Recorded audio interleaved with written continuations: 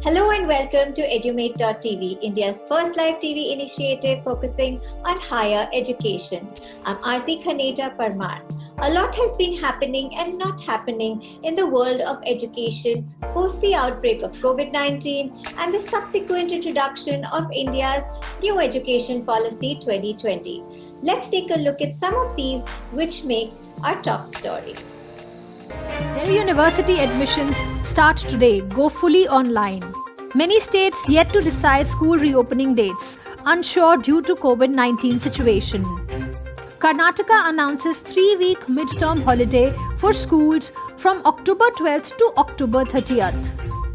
Schools do not reopen in Maharashtra before Diwali, Education Minister Varsha Gaikwad. LSR records highest cutoffs at 100% for 3 courses. No need to spend dollars on a foreign degree anymore, Ramesh Pokhriyal. IIM alumni Shrikant Datar becomes the Dean of Harvard, second consecutive Indian to achieve so. Modi wants Oxford, Harvard and Yale to open campuses in India. Role of NCERT is very important in implementing new education policy. Political Science and BCom Honours, toughest to get in at Delhi University. For in-depth details of all stories and analysis, log on to www.edumate.tv. These were the top headlines from the world of education. Now, let's move on to our special series on the class of 2020, where we engage with the students, teachers, principals, and university professors on the special topics which are creating a buzz in the post-COVID environment.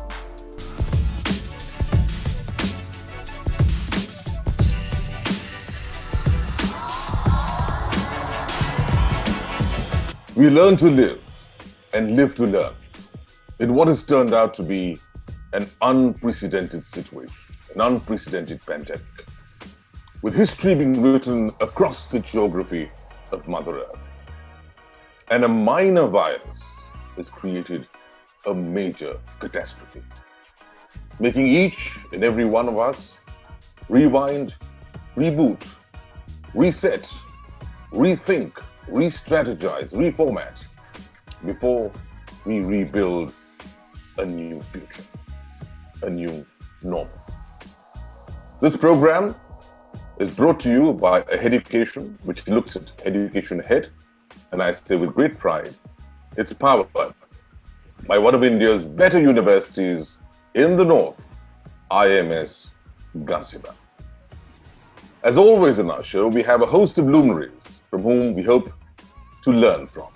Let's take a look at who our special guests for today are.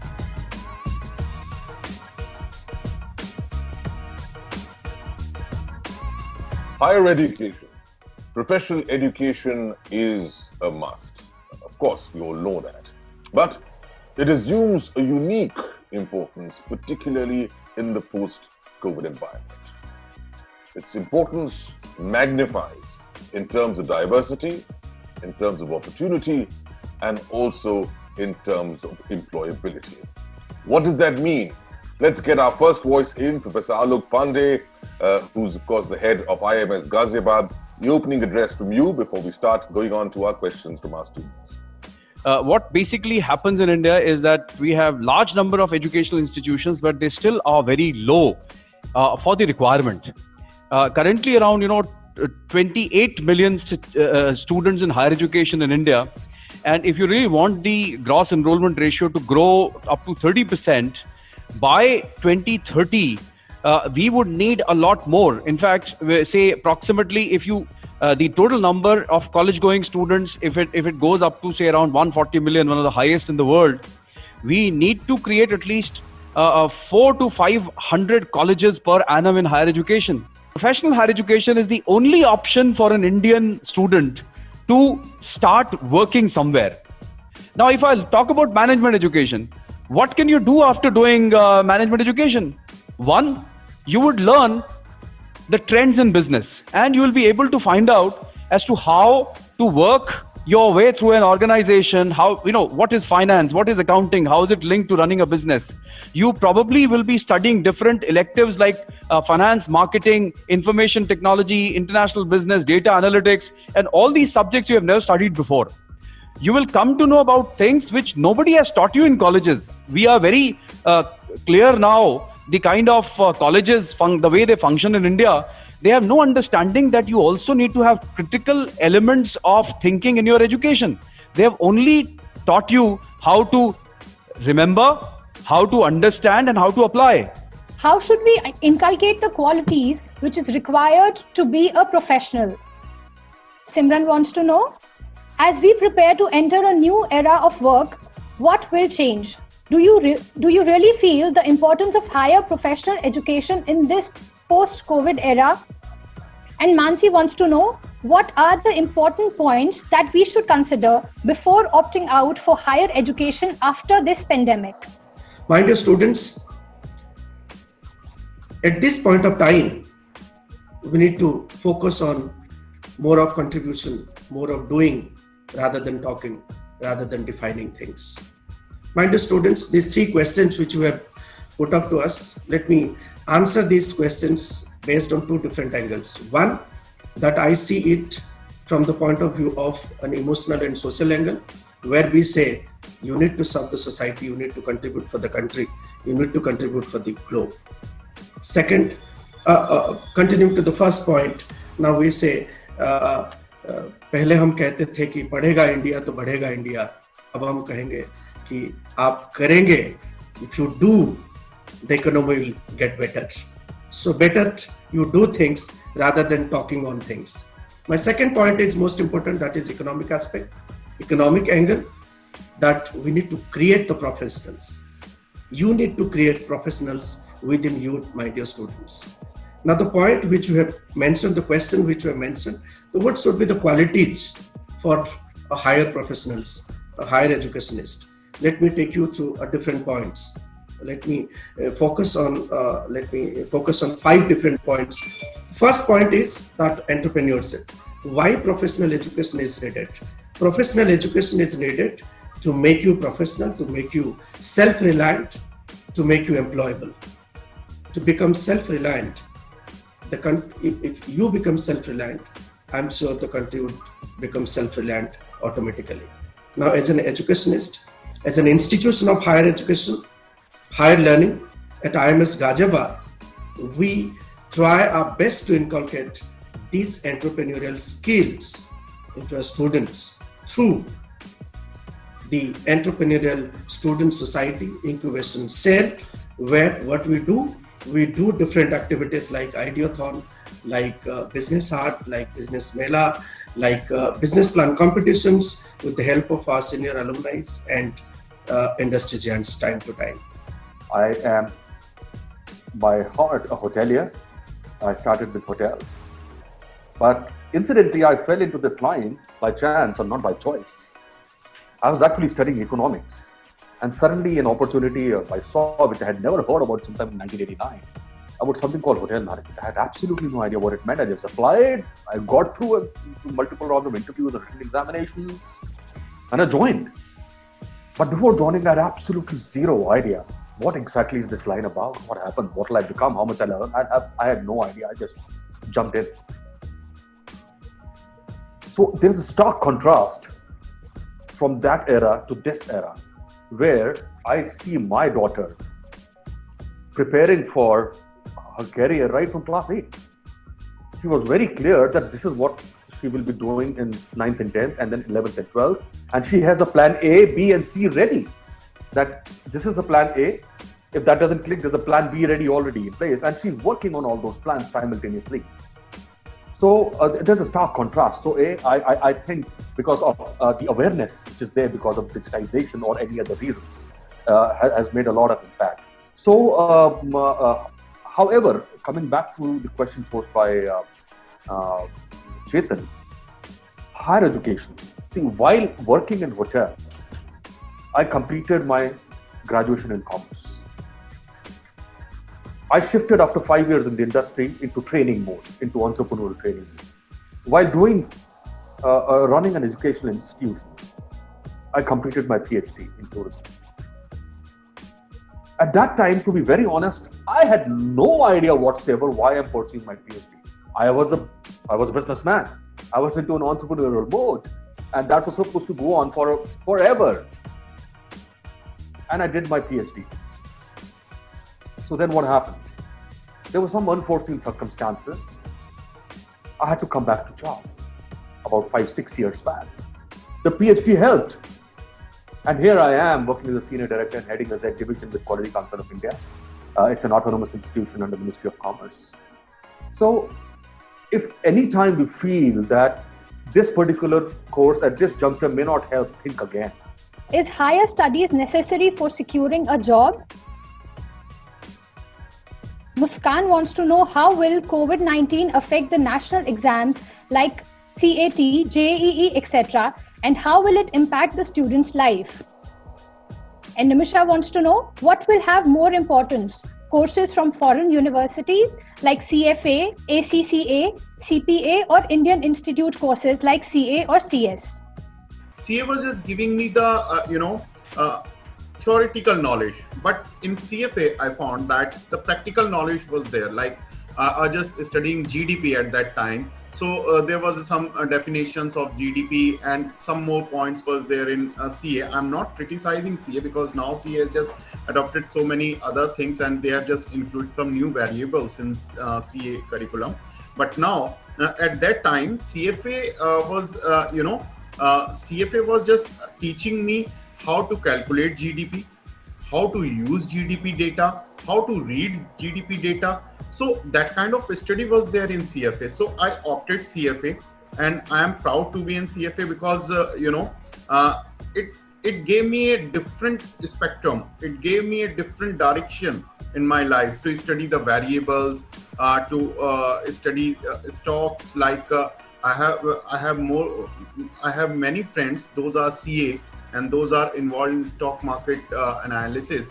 But what I found is that I have a different parameter to analyze all the variables in identifying stocks, to read about the variables. So CFA is, I think, a better option to enter into the finance field. What is happening over here?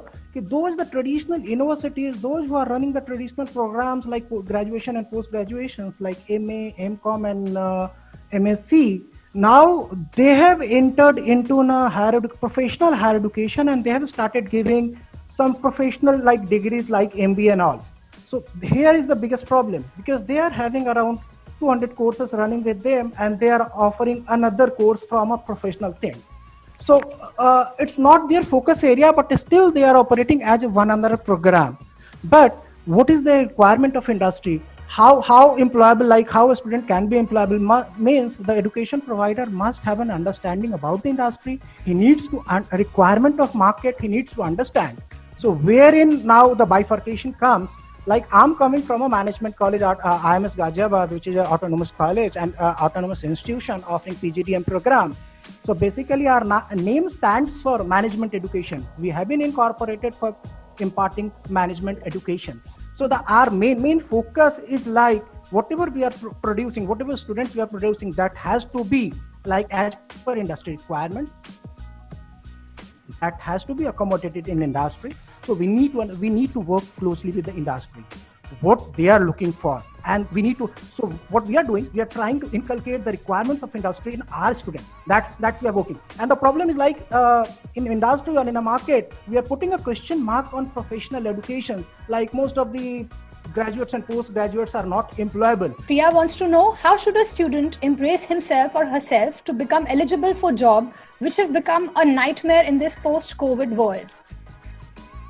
Ansh wants to know, how will issues such as lack of communication, skill building, and student-teacher relationship building eliminated by online education? And Dipali wants to know, what are the challenges that university must meet to ensure that their strategic goals are properly aligned to the needs of the business sector? Quote a recent survey conducted by one of the major recruiting platforms called LinkedIn. So they have identified 5 skills that are going to be extremely useful in the next normal world. And mind you, what we are talking about is two set of skills, hard skills as well as soft skills. Post-COVID, one major change that has taken place is now the jobs are not going to remain a full-time 9 to 5 kind of jobs in most of the cases. They might get converted into gig jobs, where you take up a small project somewhere and do another small project somewhere else.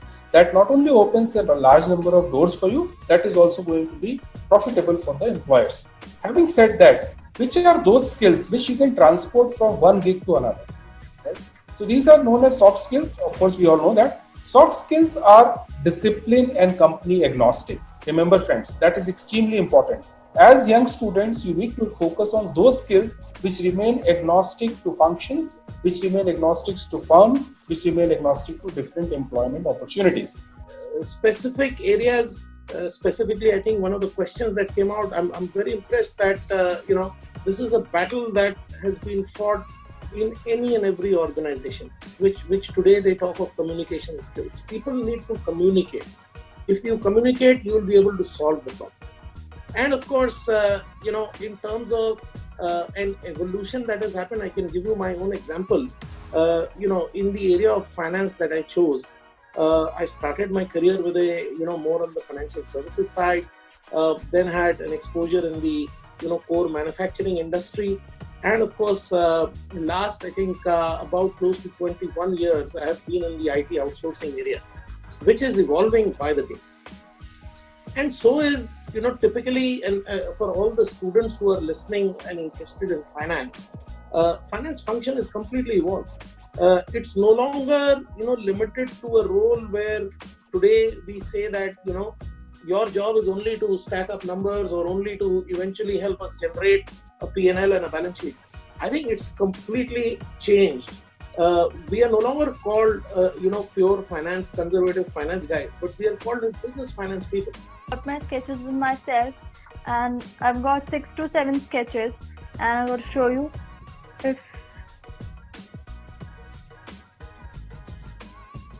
Okay. So I started sketching because I developed interest in when I was 5 or 6 years old. I used to imitate those sketches. They were present in our textbooks, which were colored and eye-catchy. So that was the time I developed this hobby. And well, it is also dear to me more than anything else. It always, allows you to sit back and sketch a picture at your own pace, and you can just draw whatever you want, have fun while doing it. There are no rules.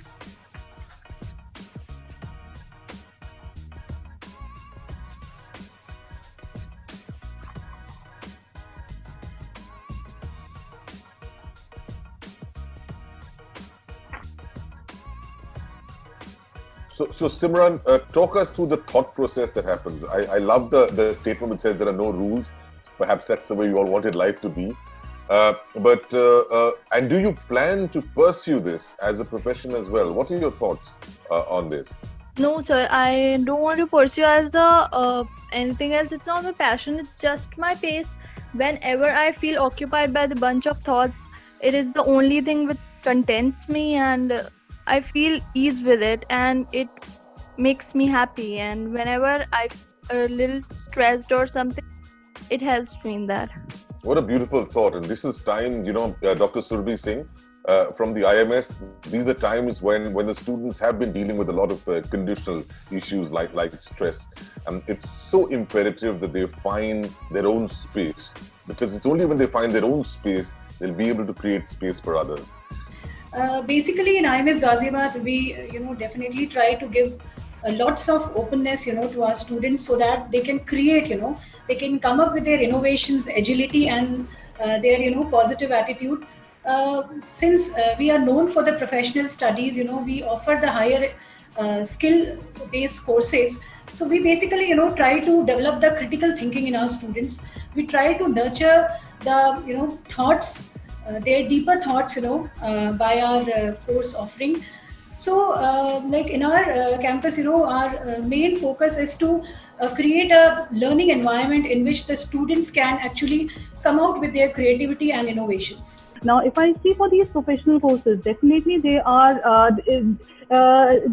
they are helping a lot the students in honing their skills. Not only limiting them to the educational area, but also there are so many diverse areas. Now, if you would see from my own institute, we are providing platforms to the students where they are arranging, mega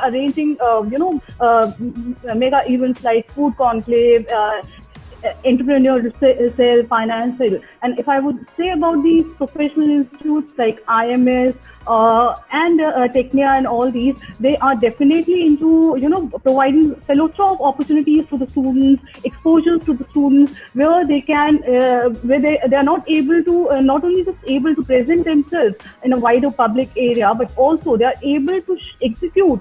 They are able to show off the kind of skill sets they have acquired during the time they have been in that institute. So definitely, it's a private-public partnership. One very interesting talent, and I'd like to take him first, simply because he's been having a bit of a power issue in his area, and by power I mean electricity, nothing else, nothing to do with politics. Sai Rohit is with us, and he's got what's he got? He's got a set of keyboards with him.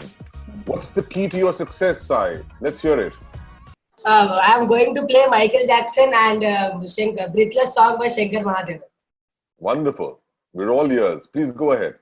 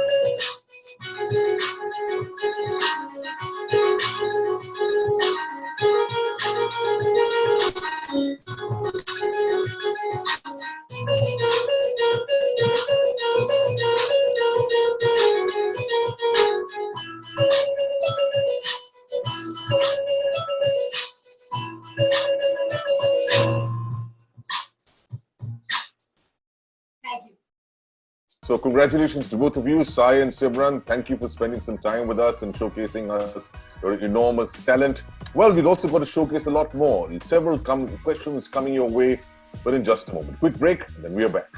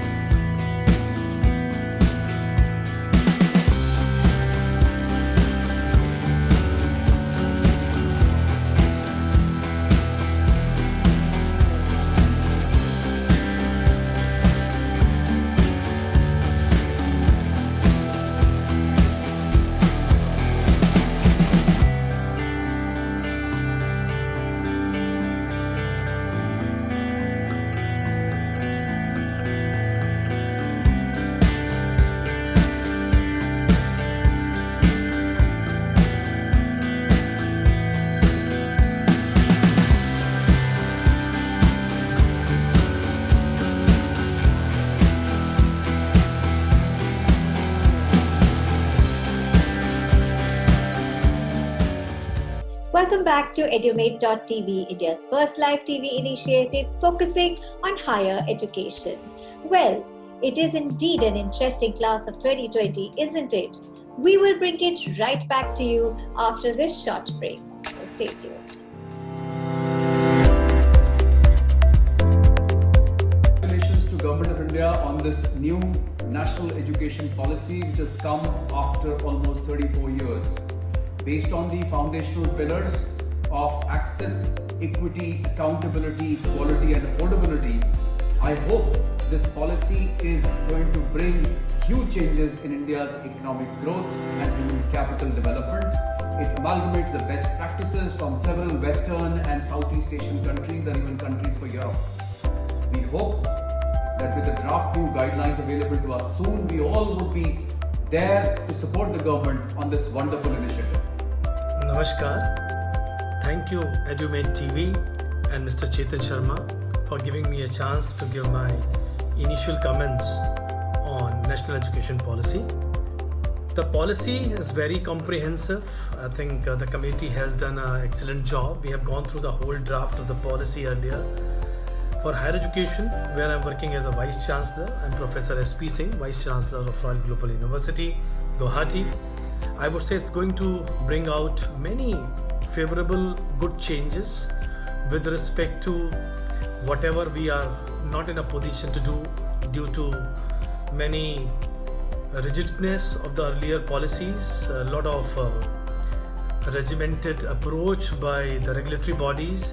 Now the regulatory bodies are going to be under one umbrella other than Bar Council of India and Medical Council of India. Hopefully they will also come in the main framework in due course of time. Also about that if there will be one regulatory body, it will be easy for them to see that quality of education is proper in the higher education institutions or not. Hello everyone. This is Professor Tapan Kumar Nayak, Dean Academics, IMS Ghaziabad. With whole heart, I welcome the new education policy being announced by the Government of India on 29th of July 2020 under the able leadership of Honorable Prime Minister Sri Narendra Modi. This is a much needed and much awaited decision to bring quality in the system of education in the country. I am sure this new education policy is going to bring quality in the system of education in general and higher education in particular with the help of 5-pillar concept of education stressed by Honorable Prime Minister, that is accessibility, affordability, equity, quality and accountability. The new policy emphasizes complete changes in the realm of governance, pedagogy, teacher training and also accreditation, funding, all aspects of the higher education system of the country. Naturally, this radical change will call for radical measures and the success of this policy depends on how effectively it is implemented. It is too early to comment on the merits and demerits of the policy, but then taking into account the radical nature of the changes, it can be said that its implementation will depend on how effective measures or mechanisms are put in place. The policy is too idealistic to my mind, and its practical implementation in a country as vast and as diverse as in India will be a major challenge for the government of India and for the entire teaching community. Hello everybody, this is Professor Venkatesh Raikar, Vice Chancellor Sanjay Bharat University. So whatever the lacunas in our higher education systems will be taken care by this new policy called New Education Policy 2020. Already you know that any institution is meant for 3 purposes: knowledge dissemination, knowledge creation, knowledge application. We are good in knowledge dissemination, but to take care of knowledge application and knowledge creation by the students community as well as by the faculty. Second point is any curriculum is based upon 3 factors: knowledge, skill, attitude. We are good again in giving knowledge to students. What about the skill set are to be required by the outsiders and also the attitude. Third point is about the employability. Whomever we produce graduates, are they employable? You know that India, the employment rate is around 10%. Fourth, regarding with respect to our cross-enrollment ratio of our country, it is around 27.3. Compared to other countries, it's very less. If you see America or Europe countries, there the cross-enrollment ratio is more than 70%. So these are the issues of higher education. And one more thing I want to say is that whether we are capable of giving an interdisciplinary approach, multidisciplinary approach, and the transdisciplinary approach, I think the focus should be more on transdisciplinary approach. I think this policy is focusing on transdisciplinary approach. Because so far, we have been giving a monoculture knowledge to the students, those are joining different programs.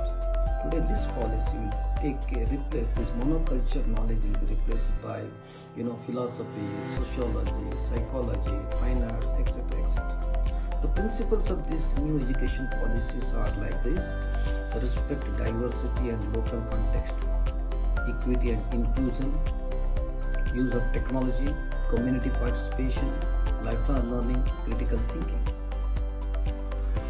So, in our educational systems, we have been forcing to learn a lot of subjects, whether it's useful for his life or the society. These policies emphasizing on reduction in curriculum, which is not required at all.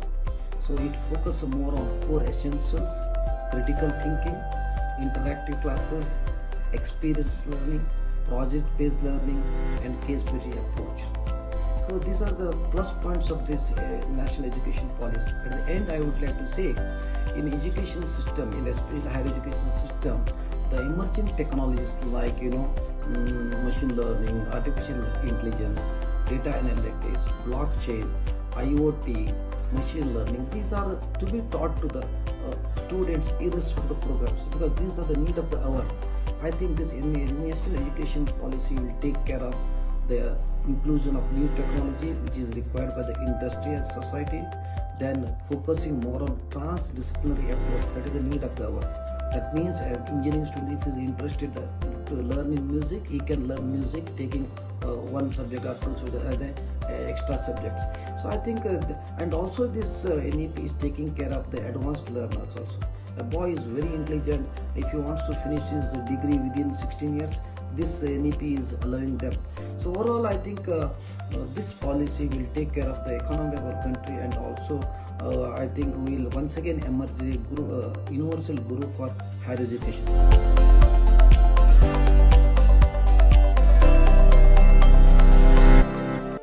Welcome back to Edumate.tv, India's first live TV initiative focusing on higher education. Let's go back to our class of 2020 and join Chetan Sharma, founder of Edumate.tv, in conversation with students, teachers, principals, and university professors on the special topics which are creating a buzz in the post-COVID environment. Welcome back to this very special class of 2020 that's brought to you by Edumate.tv. It's also produced by Education, which looks at education ahead, and it's very proudly powered by IMS and Ghaziabad. Aishwarya wants to know, will the post-COVID environment be a wake-up call for higher education to transform into a more practical and research-based system? Shimron wants to know, will on-site education activities be limited to certain times of a day? And if higher education will become a must in this post-COVID-19 scenario? Carmelina wants to know, should a master's degree be a must for graduates to reduce unemployment in the country? In this country, largely people who come and teach, they basically come because they have no other avenue to make a living. And that is true at school level, that is true at college level. And when they go to the classroom, they literally have no understanding of either the subject area, nor its connection with the society, nor the problems of the society. Their only problem is unemployment. And they solve their unemployment by punching in the morning and punching out of the institution or school or college in the evening. The result is that we've come to a point where our students are completely unaware of what is going on. In fact, remember, there are only two windows you provide to a young student in school or college level. One is through the teacher who goes to the classroom, and the second is through the books or the library resources you provide to the students. So either way, we lack good quality trained teachers and we lack good quality libraries. In fact, library culture is completely missing in this country. I'm glad to hear from some of the students that they're talking about the relevance of education. Somebody is talking whether master's degree is required or not. In India, master's degree is a must. Why? Because your education system fails you till the graduate level. I have often said, you go and check up with the engineering colleges, how are they passing their engineering course? They just buy a guidebook. They read 5 questions and give an exam. You ask an engineering graduate in this country, how does an electric fan work? An average engineering graduate. I'm not talking about the IITs, which are a shade better, not very good in fact. The quality of IITs also has fallen over a period of time because of lack of research.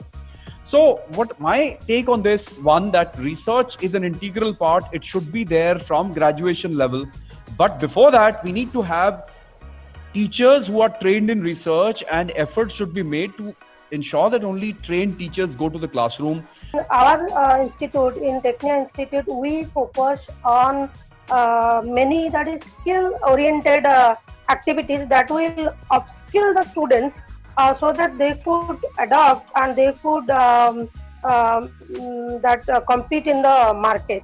Because we know in our curriculum, the curriculum is lacking with there is a linkage that lacks the linkage in between industry and the classroom teaching. So to bridge this gap, we at Technia Institute focus on curriculum activity, extracurricular, co-curricular activities, and we have a very good cell that is called as IIC, that is Institutional Innovation Cells, that promote the entrepreneurship among the students. We arrange skill-oriented or many we arrange webinars, and we have many workshops we conduct. Actually, when we look into this particular angle, I feel that is, as a teacher, we tell them what is the importance of it, right? Yes. At a graduation level, maybe the students are not up to that particular marks. Maybe as a part of a teacher, it is our duty to inculcate what is the importance of having a more of a higher education. So it all depends upon how we are able to motivate the children where they can opt for a better opportunities. At the end of it all, higher education is a must. I start out by saying that there are 2 spellings of the word higher. One is H-I-G-H-E-R and the other one is H-I-R-E, because one leads to the other. So you need to understand that in its prospect. And if it's not only about life learning, it's about livelihood. And if you're at the bottom of the pyramid, all the more reason you should be looking at higher education very, very closely to move higher up the ladder of Maslow's need hierarchy theory.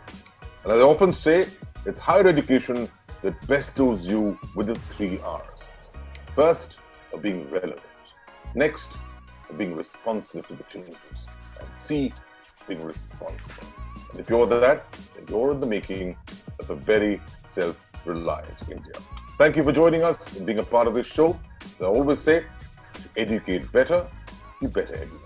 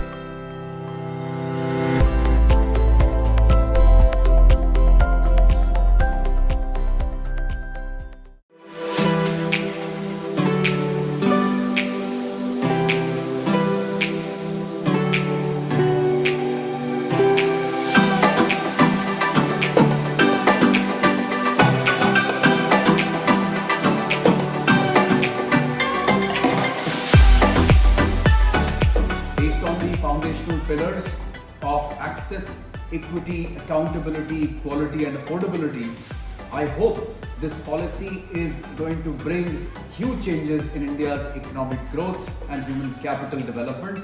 It amalgamates the best practices from several Western and Southeast Asian countries and even countries for Europe. For the first time, I'm seeing that there is a deviation from curricular load to reducing the content to the essential core. I think this is going to go a long way in producing deep thinkers in our country. The policy is too idealistic to my mind, and its practical implementation in a country as vast and as diverse as in India will be a major challenge for the government of India and for the entire teaching community. What's necessary for an educational institution is to provide conditions in which a young person or a student or even faculty can begin to unfold the kind of brilliance and talent that they have within themselves. And I think that the new education policy really lays down the conditions, the framework, the parameters for this to happen. So in that sense, it's a remarkable document.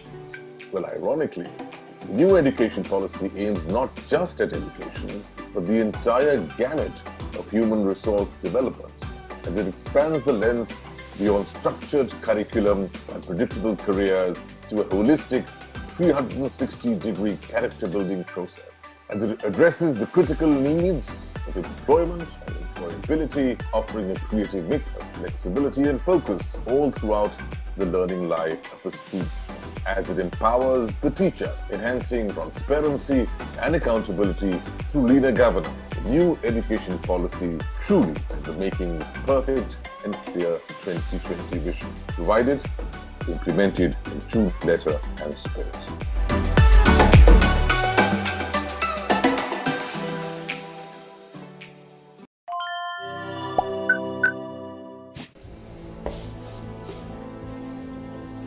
If you're tired of starting over, stop giving up. Here's the deal.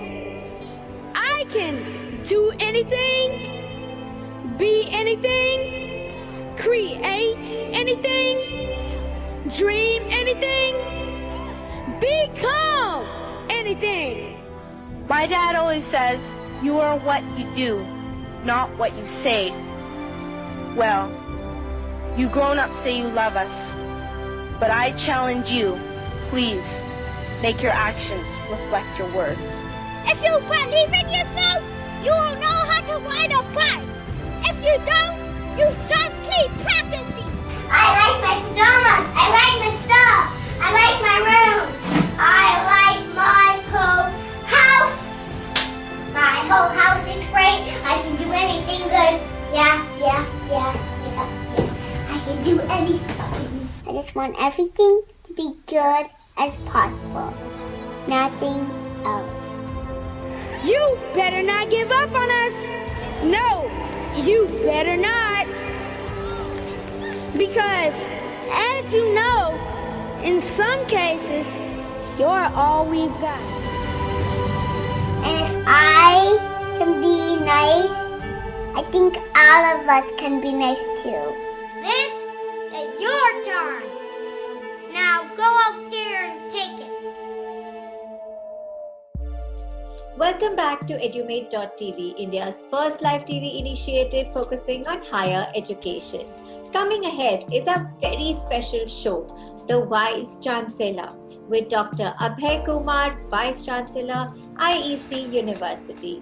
An exclusive conversation of insights and inspiration with Chetan Sharma, founder Edumate.tv. Over to you, Chetan. Hello and welcome to Edumate.tv. I'm Chetan Sharma. We learn to live and live to learn in what has turned out to be an unprecedented situation, with history being written across the geography of Mother Earth. And a minor virus has created a major catastrophe, making us reset, reboot, rethink, rewind before we rebuild a new world, a new normal, particularly in education. There's one trait that's required amidst this confusion to build up that new world, and that's the trait of wisdom. Wisdom at the top.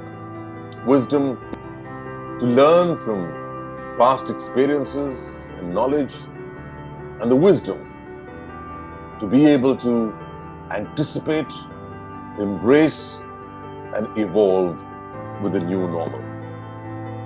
And that's why, at the helm of India's higher education, we talk to the man who's the wisest, the Vice Chancellor. Welcome to the Vice Chancellor. Today we have a very special guest from the beautiful climatic conditions in the beautiful Himachal Pradesh. In Baddi, we have Mr. Abhay Kumar of the IEC University. What a pleasure to have you, sir. Thank you for joining us on this very special broadcast. At the outset, Mr. Chetan Sharma ji, I am really very thankful and privileged to have been given this opportunity to share my views with Edumate.tv. And really, you are doing a very immense work in terms of highlighting the way higher education and school education should go forward. It's a pleasure to be speaking to you. What have been your learnings from the COVID environment? This is somewhere around the 16th or 17th of March. At that point of time, we tried to tell our students and encourage them to know and understand what COVID-19 is. And if it comes to India, how will you be able to protect yourself from that? That was the first instruction manual which we issued them. And what the students did in turn, that was laudable, was they produced about 100 liters of sanitizers in the School of Pharmacy laboratory with the help of faculty and technical staff. And they distributed it in the villages around even before, just about 2 days before the lockdown. Then the disruption started, the lockdown started. We were all confined to the four walls of our homes. Even the students, whether they were school children or higher education children. So we at that point of time didn't have an LMS at IEC University. To be very honest and precise, we were not fully prepared or geared up because it was quite unexpected and sudden. So in terms of online teaching, our faculty members were motivated to start with uploading videos on the YouTube, say uploading course curriculum materials on the website and on the email IDs using WhatsApp groups. Then of course the learning management system was put in place and online teaching came in full swing somewhere around the 27th of March. Since then we have not looked back. We have not only made our faculty members take classes of the course curriculum, but we have also requested them to upskill and upgrade themselves in terms of technology upgradation. So the tech-savvy young faculty members and the seniors got together. Right. And we all did it. Really? Right now we are in the process of almost completing our online exams also, sir. We have taken mental wellness classes as well, apart from the regular course curriculum, for all the students of the university in the past 2.5 months. Brilliant. You've done a complete 360. Really laudable. My conversations, across several stratas of the education ecosphere have yielded a couple of issues which are really challenging. I think you mentioned one of them, that was teacher training. And the other, of course, is the very sinister digital divide. Because there's a lot of people who don't have access to devices to receive and be able to be a part of online education. Have you also faced these problems? The digital divide, of course, has created big problems initially, because what I can understand is that whatever we could have thought of developing in the next 5 years, we had to do so in the last 40-45 days time. But I think the educational institutions have lived up to it, even at IEC University. All our faculty members, in fact, they have worked much harder than they would have done in the normal days. We have a system of mentorship in place, in which every faculty has got about 6 to 10 students whom he or she has to mentor. Mentoring doesn't mean only looking at the academic progress of the student. It entails every aspect of the student's. One of the hallmarks of a good, true leader is humility. And you started your statement by saying that you yourself felt that you were not an adept. And I think that's the first part of problem solving, is to recognize the problem. And I commend you for that. And we often forget that education needs to go way beyond books. It has to be a very important part of character building. Because when you start building the character of a citizen, you start building the character of a nation. Let's talk about the nation. And we've had a lot of decisions taken by those at the helm of the nation, the government, whether it's to do with scrapping of examinations or delaying of opening, issuing some diktats by the central government, which have been contradicted by state governments. What is your experience been? Chetanji, what I feel is that this is a pandemic and it has come suddenly and it has affected not only any state or not only India itself, it has affected the entire world. So we have to live with it, understand it, and do something positive in terms of how we accept living during the pandemic and post the pandemic in the new normalcy. So if the states have been given the liberty by the center to decide how to go about it, I think they are at the best to understand and know as to what is happening within the state. The chief ministers are the best persons to know. Howsoever, the report which is then submitted to the central government decides the overall purview of the country. I personally feel that best governance starts from the villages, the panchayats, the gram pradhans. It comes over to the mayors in the small towns and cities, then to the chief ministers, and then to the central government. So this is the best form of government. And perhaps that's true. It's about time, we've been advocating the need for having cooperative federalism, and you're also alluding to that. But a fallout of that on the education domain may also be seen post the COVID environment because of the fear that the underlying fear which continues, within the citizens. It may result in a lot of the students and their parents ensuring that, education is localized and the student is not sent outside their state. Would you see IEC at a disadvantage or an advantage? I personally feel that IEC University would be at a distinct advantage because our university is located on the beautiful foothills of the Shivalik Mountains. It's a lush green campus with a beautiful state-of-the-art infrastructure, and we are only about, say, 30 to 35 kilometers away from Chandigarh and very located on the borders of Haryana and Himachal. Now this year, the numbers of online applications coming from the regional and the local level has increased. So we were pretty surprised.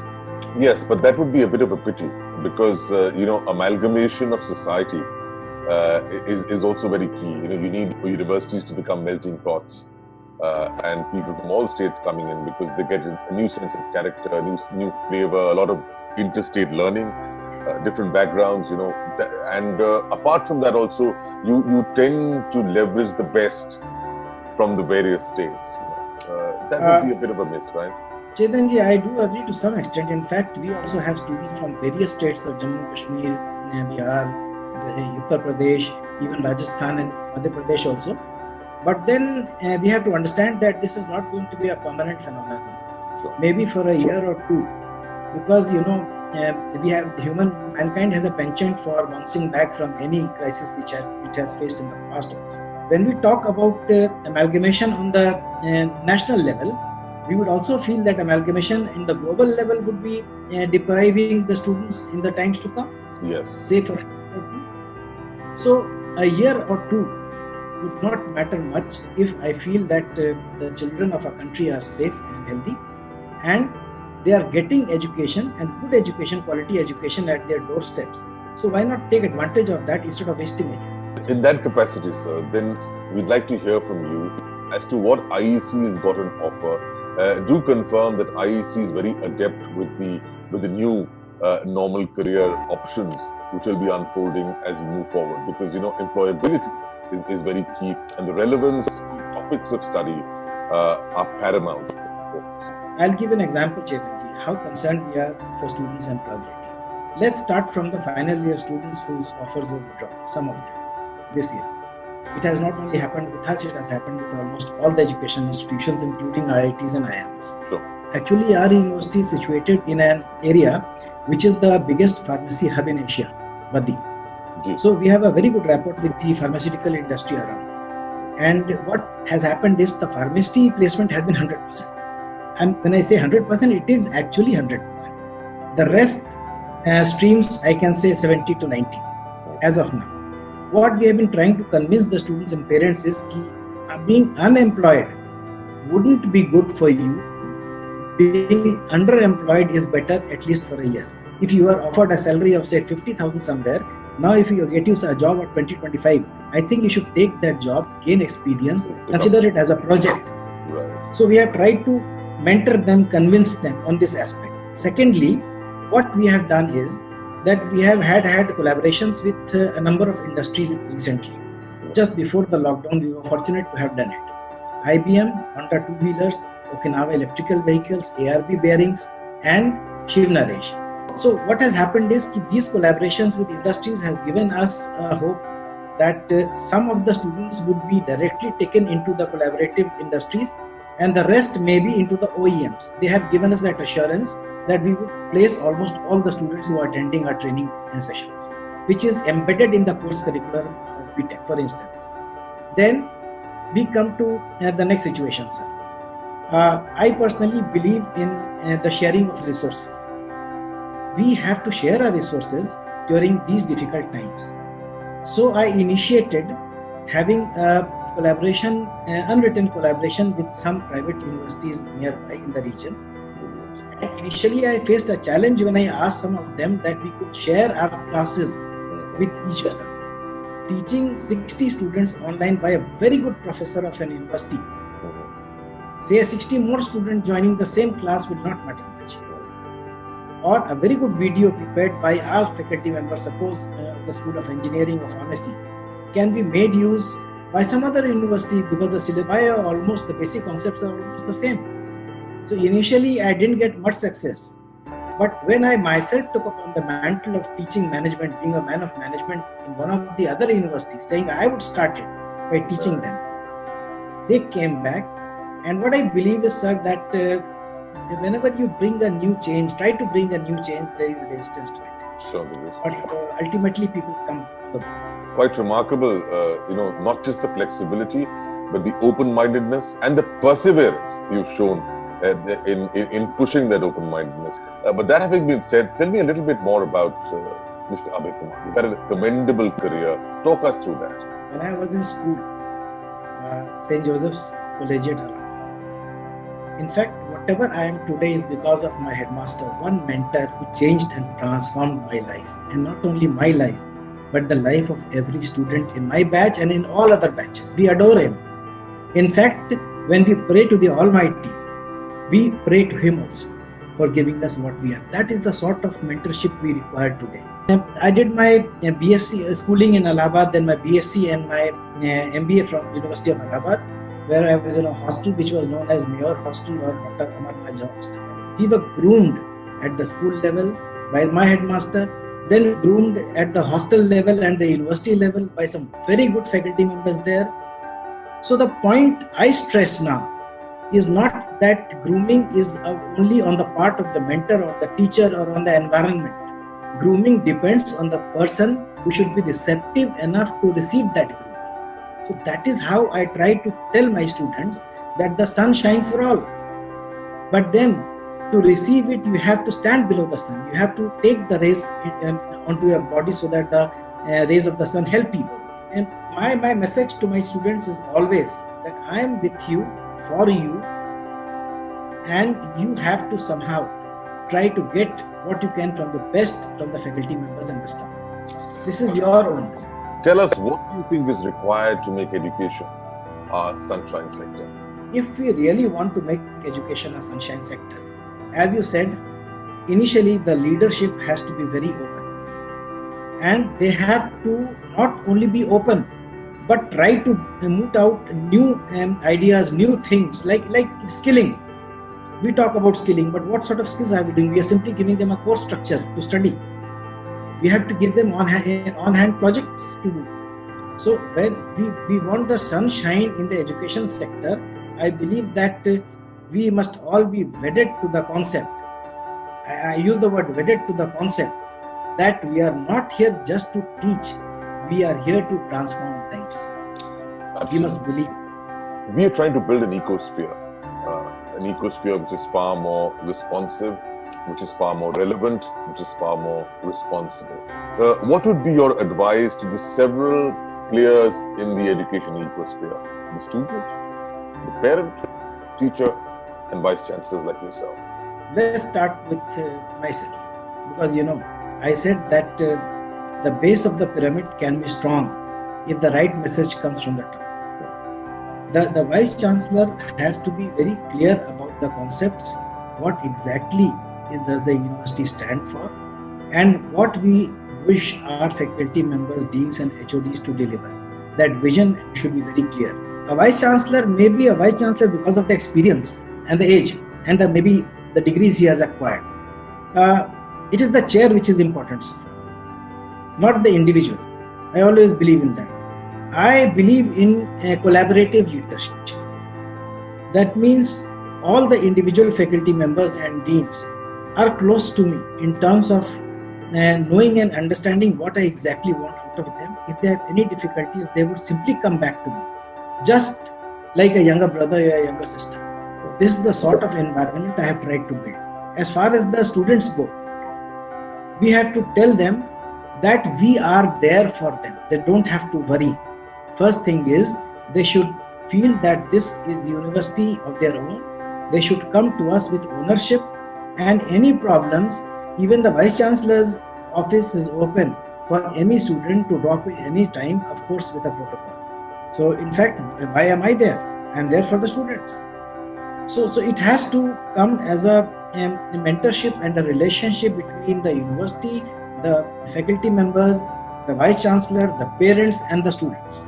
We have equally important contact with the parents also. The parents, the teachers as well as the students are three corners of a triangle, wherein if both three are well balanced, I think the career of the student is secured, the university will definitely grow, and the teachers would be very, very responsible to what the Vice Chancellors and the leadership does there. Remarkable. Thank you, sir.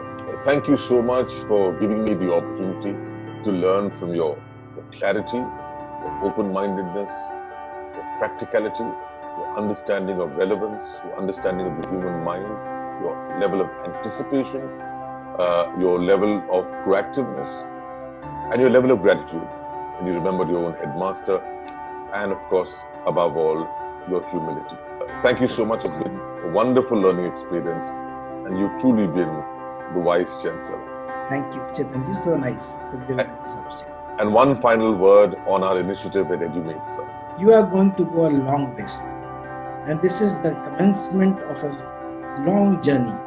Because, the way you have started this, the perception and the orientation behind this particular channel is education, both higher education and school education.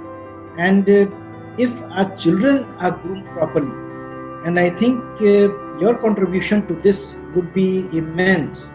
I think the country would go forward, and we would achieve what I'm just saying that the Honorable Prime Minister wants, because every time I feel whatever he says is something which is going to make India have a niche space in the global level. So I think you are going to go a long way, sir, and I would love to always keep track of how you are going, and of course contribute even a bit to the way you are building up things in the education sector.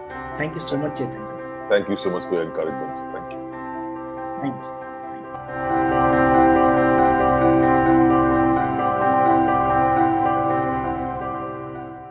Delhi University admissions start today. Go fully online. Many states yet to decide school reopening dates, unsure due to COVID-19 situation. Karnataka announces 3-week midterm holiday for schools from October 12th to October 30th. Schools to not reopen in Maharashtra before Diwali, Education Minister Varsha Gaikwad. LSR records highest cutoffs at 100% for 3 courses. No need to spend dollars on a foreign degree anymore, Ramesh Pokhriyal. IIM alumni Shrikant Datar becomes the Dean of Harvard, second consecutive Indian to achieve so. Modi wants Oxford, Harvard and Yale to open campuses in India. Role of NCERT is very important in implementing new education policy. Political Science and BCom Honours, toughest to get in at Delhi University. For in-depth details of all stories and analysis, Log on to www.edumate.tv. These were the top headlines from the world of education.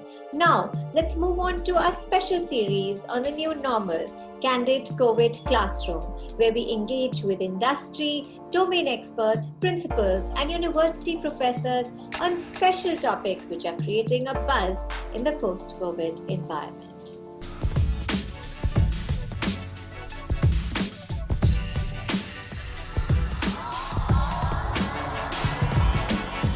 We learn to live and live to learn in what has turned out to be an unprecedented situation, an unprecedented pandemic, with history being written across the geography of Mother Earth. And a minor virus has created a major catastrophe, making each and every one of us rewind, rethink, reboot, reformat, reset, re-strategize before we rebuild a new future, a new normal in the world of education. They only say that the one thing that's constant in life is change. And the only thing certain in a pandemic is uncertainty. Now, progress necessitates change. However, all change does not lead to progress. And that's what makes the situation very unique and very unpredictable. It's brought to you by Education, a company that looks at education ahead. And I say with great pride, it's powered by one of India's better universities in the north, the IMS in Ghaziabad. As always, in our shows, we have a host of very, very high achievers in the field of education. Let's take a look at who they are in today's special show.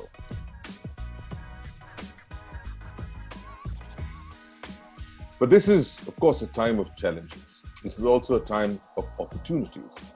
The question is, lots has been happening, lots will happen, and lots needs to happen, particularly if we want to reach a target of $10 trillion in our economy. Let's open up the conversation with our special keynote speaker, Professor Alok Pandey of IMS Ghaziabad.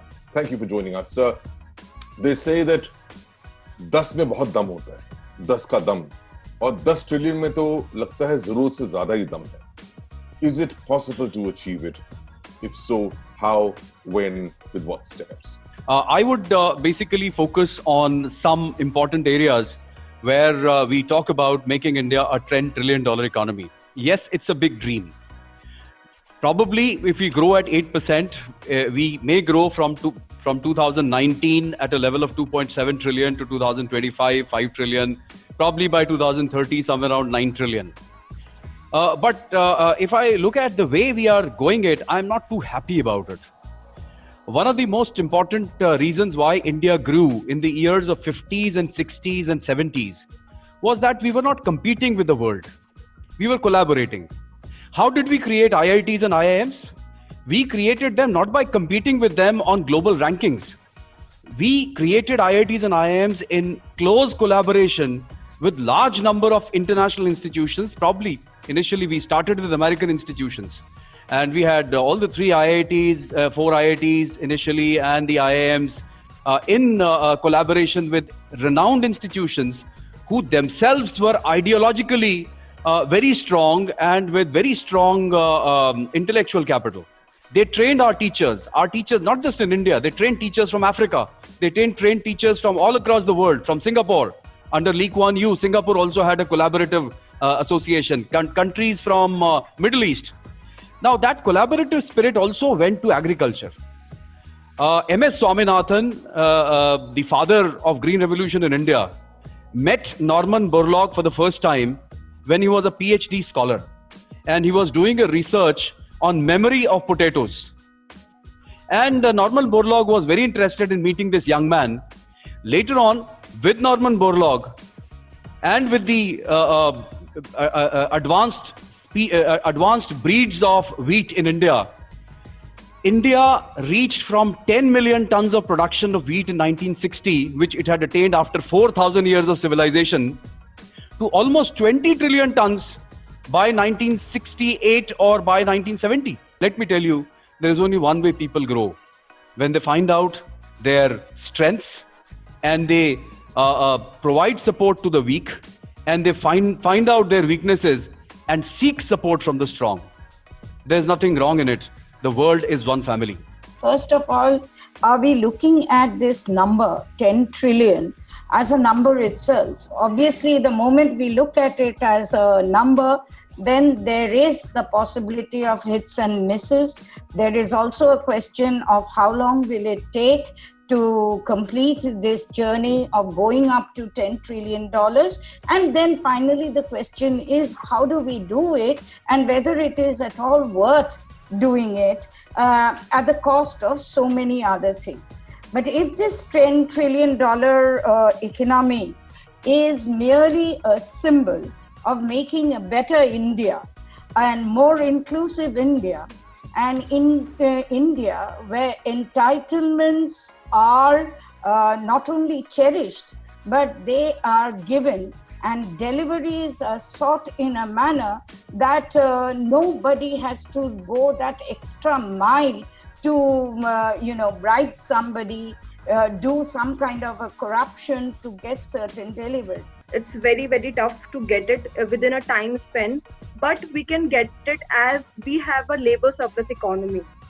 Everybody knows that India is a labor surplus economy. So if we work on our strongest point, right? If we work on our strongest point and we can, make a good capital, human capital formation out of our labor surplus economy, so definitely we can achieve this target. But as we all know that our education system is not, doing well. There are so many issues, there are so many challenges, like in engineering education system, medical education system, and conventional education system. So for that, we need to work upon our educational policies first of all, so that we can use our youth and we can make a good human capital formation for our nation, so that we can use such kind of skills for betterment of our country. Now the countries are becoming more protectionist, and apart from that, there is a problem of technological change also taking place very fast, and we are getting this problem of artificial intelligence, and so that can also create a great challenge to our success story in IT. Apart from these things, what I want to say is that now, if you want to achieve a high growth and transform the labor force from agriculture to industry, human capital plays a very important role. As mentioned in the previous speakers, here the human capital requires a lot of changes. It's no longer having more schools and more degrees. Education has to become more adaptable to the changing technology and changing organization. It has to be education. No doubt the path is very difficult, but the Indian economy has a potential to achieve it. The question is that how we can achieve it. Now, in the present time, the whole world is facing the challenge that is imposed by the COVID-19 pandemic, and the target of becoming $5 trillion economy by 2024 and $10 trillion economy by 2030-32 before COVID-19. So the crisis led by COVID-19 is beyond out of control, and this is likely to result in the contraction in all our economic activities of the world economies. And according to the World Bank, India needs to create 8.5 million jobs annually to achieve these growth targets. We also need to focus on growth in consumption, increase in public spending, in infrastructure, especially in the rural infrastructure, to optimize the market potential of non-urban India. We know that there are many challenges which are standing, in the progress of our country. And if the economy has to survive and sustain, it will have to give due weightage to many things, like starting from incubation of the startups, Then moving on to, along with the agricultural background which our country possesses, the kind of agricultural boost which is needed is not given due weightage as of now. So along with agriculture, the manufacturing sector has to be, given a thrust. Coming with the service sector, they all really needed to be given a boost. And my viewpoint, if we talk about, I firmly believe on the concept of PPP, that is public-private partnership. I really wonder on the valuation system wherein a student gets 10 out of 10 or 100 out of 100. It means that we didn't find, a evaluator did not find even a single loophole in the answer sheet. And marks will definitely take a students to the interview hall, but it is only the knowledge which brings him the job. And why we are lacking behind today is majority of the students do not have the basic knowledge of their field. So education system has to be tightened and transparency should be there in every aspect. First thing what we need to actually focus is on goal setting, like when we want to achieve this. Is it on 2030 or 2034? And then we have to see how we can bridge the gap. Because we are trying to set a goal which is going to be a kind of a challenge to people who are going to lead it. And my understanding about this area is we need to actually highlight the education sector, improve the quality of the education sector, because it is not only states like Kerala which has 100%, but we have to focus on other states, which has the majority of people at the bottom of pyramid, because these people are the majority. These people are the actual strength of India, because 71% of the population are residing in villages. But even before COVID crisis, we saw that the rate of growth of economy has declined. It was continuously declining every quarter, from 7 to coming down to 6, 5, like that and so on. And there are several regions, like we have discussed these things earlier also, and the effect of demonetization, effect of GST implementation and so on. Those were the primary reasons why the growth rate declined to that level.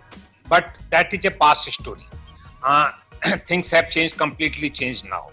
Now, all those earlier numbers don't really make much sense, any meaning. Main problem today we have is to how to stop the downfall. The problem that actually we are not paying attention to that particular thing. Now, our economy is sliding and that slide has not stopped. Do we realize that we are still the 5th largest economy in the world?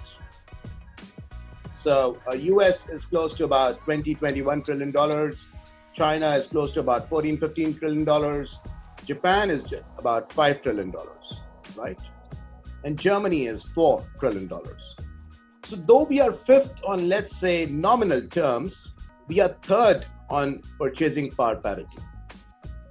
Now, having said that, where are we on per capita GDP rankings? On per capita GDP ranking, on nominal terms, we are at 139th position in the world, as against 5th on a national income basis.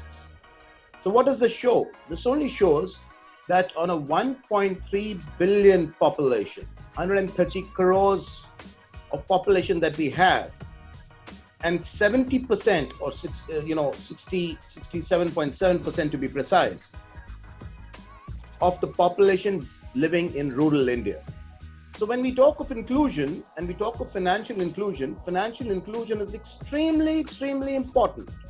Where? At the grassroots, at the bottom of the pyramid level. Today, when you find corporate India struggling with the fact that large part of the workforce, because of COVID, has had a reverse migration and gone back to the villages. The fact is, fine, they've gone back to the villages. Some of them will come back, but some of them might stay back.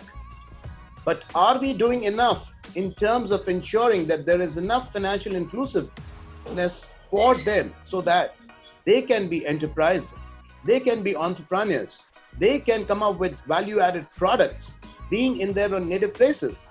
In such a situation, having that target in mind is completely impossible. But what I believe, what the government should try to do at this point of time, and which this COVID-19 has also established, that the whole emphasis of the government policy and planning should be the health and education. Because whatever policies have been made, whether this government or the earlier government, there is little emphasis on human resource development. The kind of education which is there in the country, even in the big cities, the condition is not good. But then we cannot simply look at the big cities or the metropolitan cities. Go to the countryside and you will find there are no schools. And what to say of the higher education, there are no educational institutions at the primary and the secondary level. So we have to put emphasis on education if we want the economic development. If we do not have the human resource, if we do not have the properly educated and skilled manpowers, then obviously no development will be possible. The GDP will not increase. There will be thousands and thousands of people who might not be contributing towards the GDP growth and to countries' economy. Business has to be made easy. It has to be encouraged at every single level. And that's where a lot of government policy decision making needs to come in and become far more liberal and open. We've also heard on that account. These are broadly what we've heard from voices of the industry, voices from the classrooms who've been teaching our young students in terms of education, and also voices from those that have seen the economy from very close quarters over several years and are still a little suspect about its progress. So we've had a bit of negatives, a bit of positives, but overall, we've had a 360-degree coverage on what the economy looks like at this point of time. Now, we'll take a quick break, and after which, we'll get the team of IMS to guide us through what we can expect as the path forward for that 10 trillion. In just a moment, stay with us.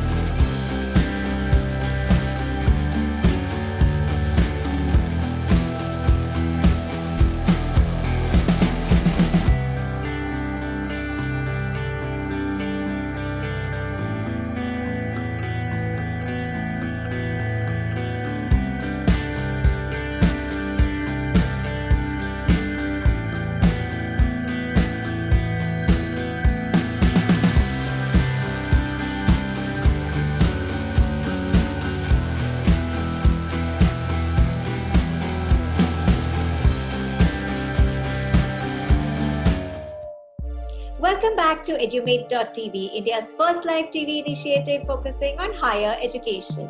Well, it is indeed an interesting candid COVID classroom, isn't it?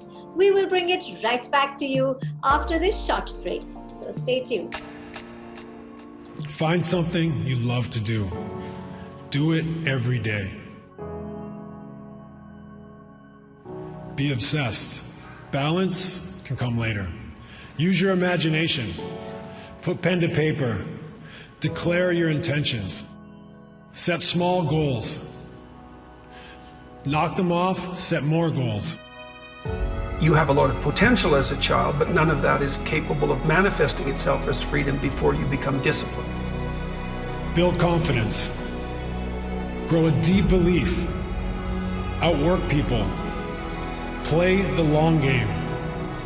You don't have to be the chosen one. The secret is to build the resolve and spirit to enjoy the plateaus.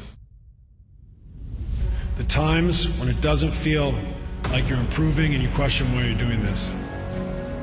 If you're patient, the plateaus will become springboards. Finally, never stop striving, reaching for your goals until you get there. the truth is, even when you get there, even when you get here, standing on this stage, it's the striving, fighting, pushing yourself to the limit every day that you'll miss and you'll long for. If you want to be a grocer or a general or a politician or a judge, you will invariably become it. That is your punishment.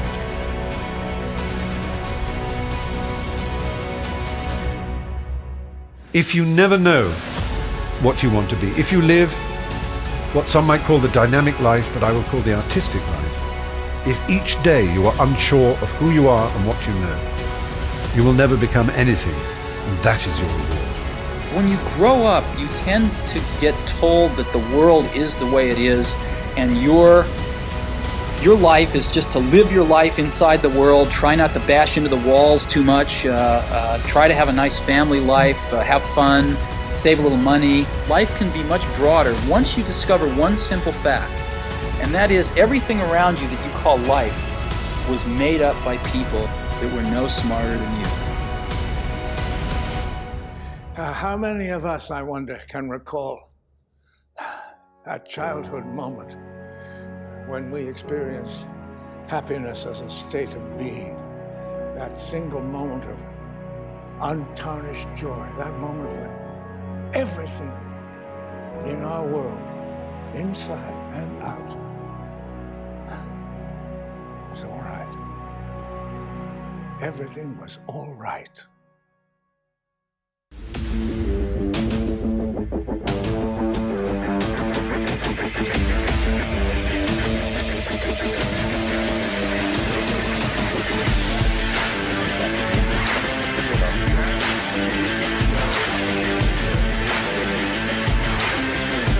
Modi साहब, आप भारत के प्रधानमंत्री बनना चाहते हैं?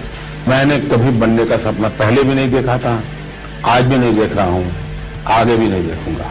You have a knack for really asking great questions, I must say. What is it that's going to take you to make a substantial investment into India? When you got to know that you're going to be the Chief Minister of Maharashtra, was there a smile on your face or a frown? हमारा संविधान ये कहता है कि हर एक भारतीय को 16 साल तक मुफ्त की नहीं शिक्षा अनिवार्य होनी चाहिए. कहाँ तक पहुँचे हम? Budgets can create jobs. So is the beautiful now becoming the bold and the beautiful? क्या कहें आपको? सुंदर, सफल, wow. क्या बोले आप? Starting out as a cricketer, he used to let his bat speak. Then moving out of cricket, he used to let himself speak. Always straight talk from Navjot Singh. Why would Navjot Singh be a politician? People who never talk straight.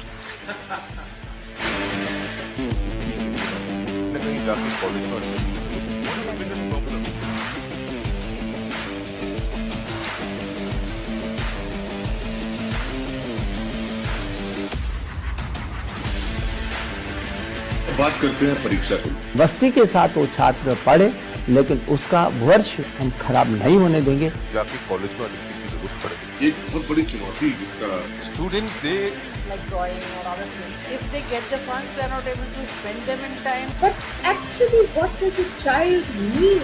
Chetan ji, I think what you have just pointed out is one of the very evident points. इसमें तो बड़ा परिवर्तन आया, उसमें मैं आपको भी एक बहुत बड़ा आमद करना हूँ. Thank you, Chetan Sharma and Edumate TV. Try and make a better education system for our future. That's why I always say, if you educate better, then you edumate better.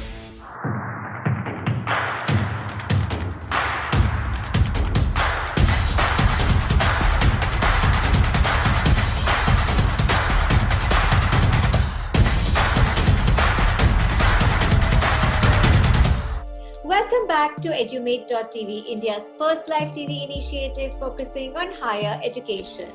Let's go back to a new normal candid COVID classroom and join Chetan Sharma, founder of Edumate.tv, in conversation with industry, domain experts, principals, and university professors on special topics which are creating a buzz in the post-COVID environment. Welcome back to our ongoing coverage on the $10 trillion economy. Is it possible? If it's possible, how soon would it be? Is it possible? And more importantly, how?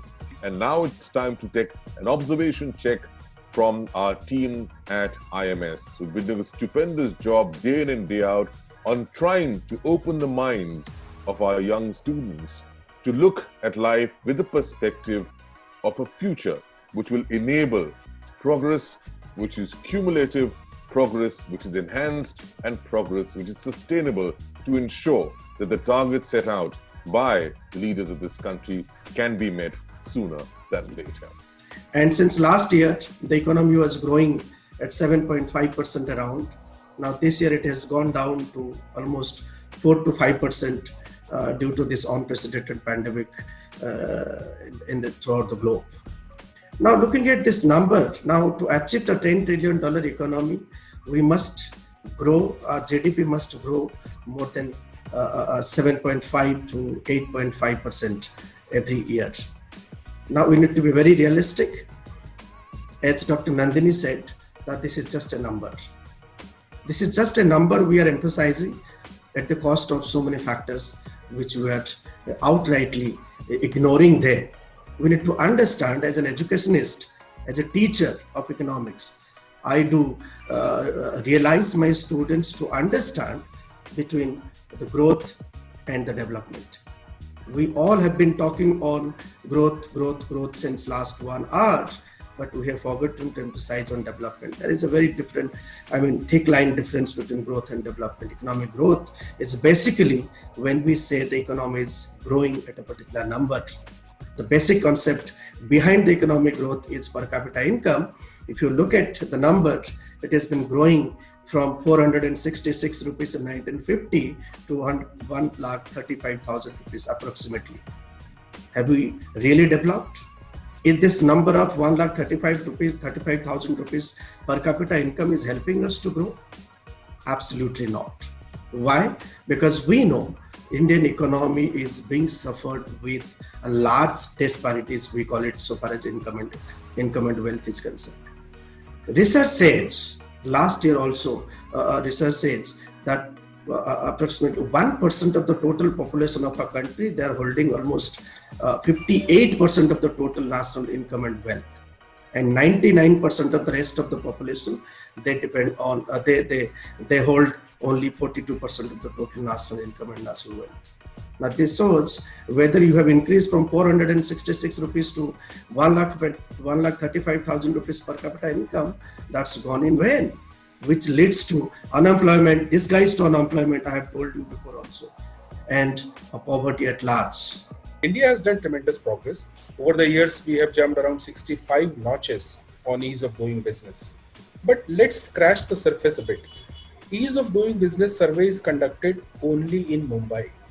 So does it reflect India's reality? Is it a representative sample? Does it reflect that India as a whole has done remarkably well in ease of doing business? I'm sorry to say that is not the case.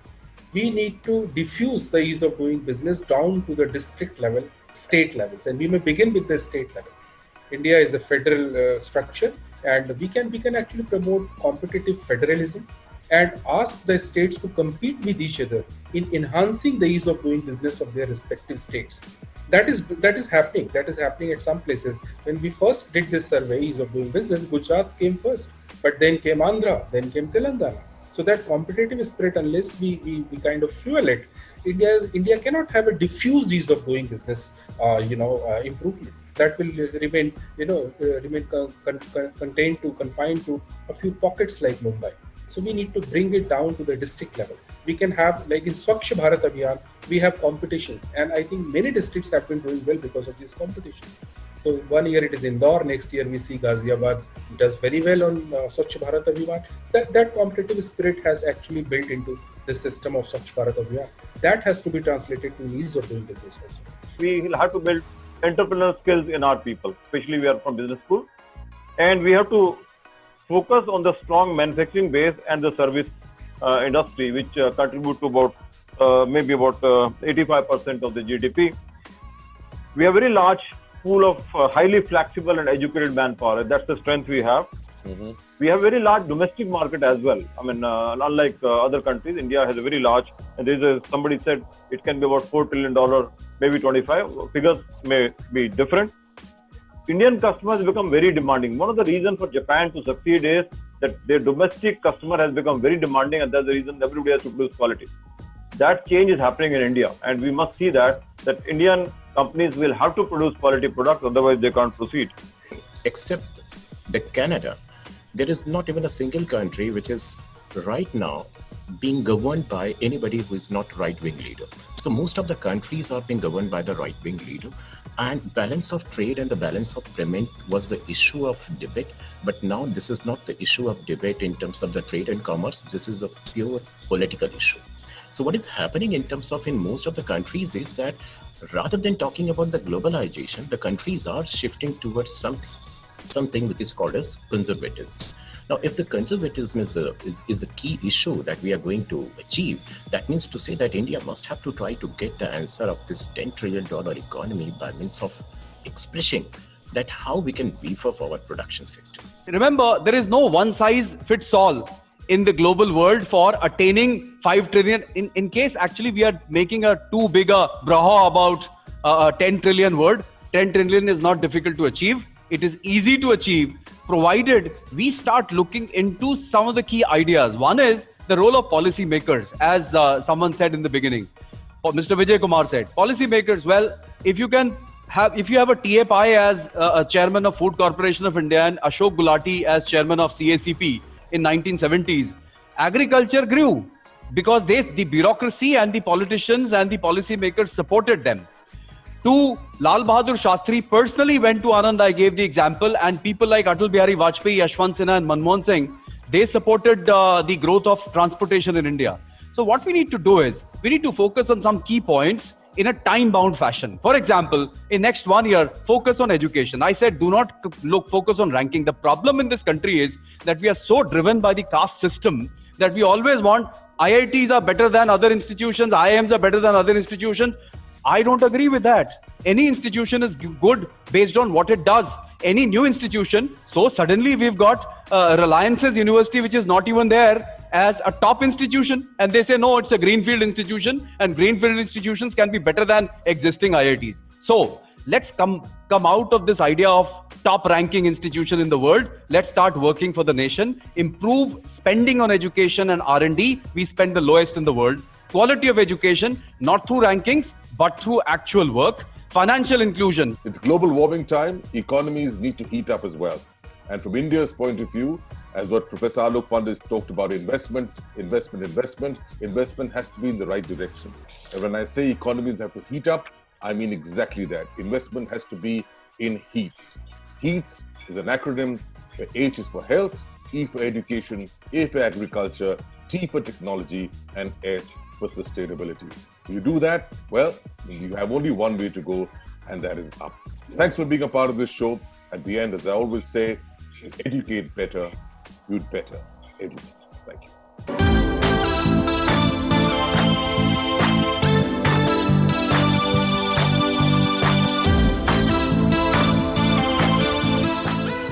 As coronavirus makes us realign and educators line up for online, will classes reopen and end the homestay? How much screen time is actually okay? Parents panic for a safer state, and students in the lockdown frustrate when physical distancing is the new norm and masks and gloves become the uniform. The digital divide is becoming sinister. We now need solutions from our dear minister. हमारी शीर्ष प्राथमिकता उस छात्र छात्रा के जीवन की रक्षा करने का है, ताकि पूरे देश में भी कहीं कोई बच्चा सोचे मुझे एडमिशन नहीं मिला लेकिन मैं दिल्ली में जाके रह सकता हूँ, उसको भी ये कंफर्म हो जाए कि मुझे दिल्ली में एडमिशन मिल जाएगा। परिस्थितियां इसी प्रकार बनी रहती है तो आने वाले टाइम में कुछ न कुछ निर्णय लेंगे। तो इसलिए हमारा विचार है कि हमें स्कूल खोलने चाहिए। We can be a tool in the days to come to go use digital mediums of education system. A market is all about demand and supply. We have to see what are the emerging areas where we have to provide skill and education. Excellent teachers should be inducted into the education system as teachers, and they should transform this to their children. पहाड़ी क्षेत्र में tower का कमी होता है, जो आदिवासी क्षेत्र है, जी सभी के पास ऑनलाइन मोबाइल नहीं है, तो बहुत सारी बातें हैं। Thank you, Chetan Sharma and Edumate TV have been doing a wonderful job of connecting with people of all sectors and the churning that takes place. It is like Samudra Manthan, and we will get what you say Amrita. You carry the Amrita to the government and let us all drink that poison and like Shiva and make this education system glorious. Dhanyawad.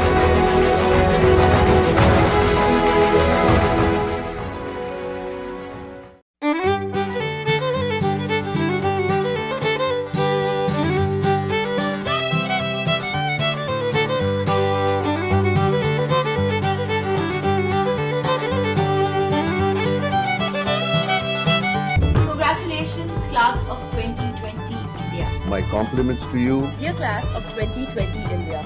Big congratulations to you all, the class of 2020. Hello, class of 2020 India. All the best for the class of 2020. Sending lots of love to the class of 2020 India. To all the graduating students from the class of 2020 India. Hello, class of 2020. Here's wishing class of 2020 a big congratulations. A big congratulations to the class of 2020. To all you graduating kids of the class of 2020. And I'm delighted to be speaking to all of you. Class of 2020 India. Wow. And I want to wish all the class of 2020 India. Class of 2020 India, I raise a toast to you.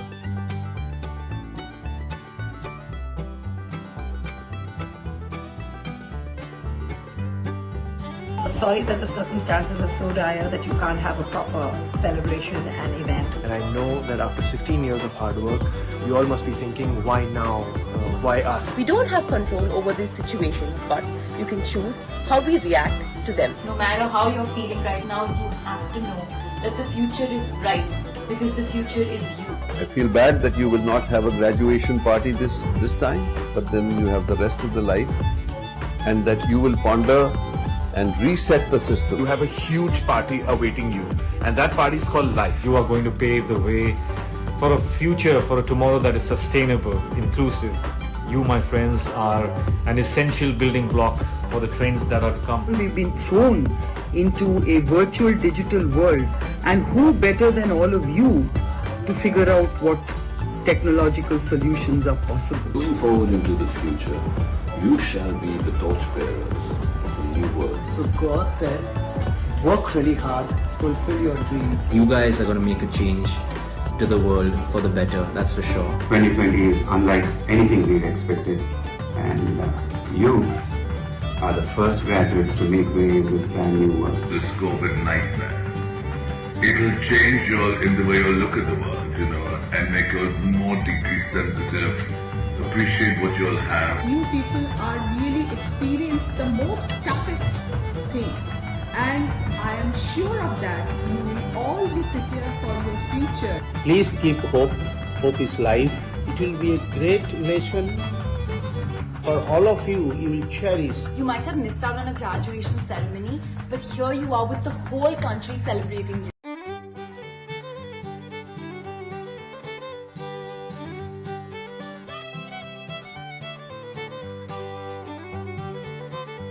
Your batch is not going to be called the pandemic class. In fact, this is the batch that's going to change the world. You are at a very, very special age. It's the only time in your life where you can believe that the world will change. And like one eminent writer, Tom Friedman, said, that according to him, this is a war between Mother Nature and Father Greed. And it's up to you who will decide where that balance will be and what the new world will look like. I'm not going to be a part of this pity party, and I'll tell you why. Because I see you as winners. When this ends, will make you deeper and finer people to go out and embrace the world and put your stamp on whatever journey you choose. You guys will understand compassion, unity, cooperation and peace more than anyone else. The post-COVID world is also going to give you a series of new opportunities, of new thoughts, new ideas, and you're going to be in an amazing, amazing place. You bring hope for the future, and that is a reason to celebrate. Sometimes it is quite adventurous, romantic, tough, painful, but young blood can take everything very happily and fight it. It's you guys who are going to make the biggest change from now on. So welcome to the best days, the best years of your life. I think it's the best stage of life because when you're starting off, you have so many dreams, so many thoughts, and an entire life ahead to go and fulfill them. Your batch is going to be the first batch to come out in a much cleaner, much wiser, and a much greener world. You lose something, you gain something. You lose something, there is something very positive after that. And we hope that comes to you. I'm looking at this as an adversity which is throwing up huge opportunities for innovation. Innovating new vaccines, innovating new therapies, innovating new tests. There will be an amazing party that awaits you, a party where you will find your space, find your place in life, and celebrate the rest of your existence. Under your leadership, I'm sure the world will be a better place for all of us.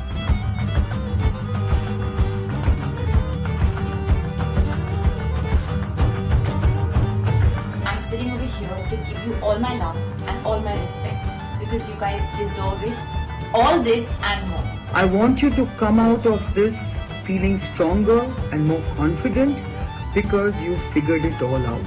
Our children have the brightest brains in the world, so I'm sure all of you will land up on your feet and be able to conquer the world. Give yourself a pat on the back. You guys have done amazingly well. You all will put your stamp on the world and leave it a better place than we found it. You will be the leader of compassion. So hang in there and just enjoy your day and enjoy your year ahead. I love you all and I wish you the very best. I stand by you, I look up to you, and you will lead our way. And I want to wish all the class of 2020 India a very bright future. God bless, live life to the fullest, and go make the opinions. Wish you all the best to go out there and do what you want to do and fulfill your dreams. And I hope and I pray that your Josh is always high. Congratulations on your graduation. You guys are the future. Alright, love you guys. Bye-bye. All the best. All the best to the class 2020 India.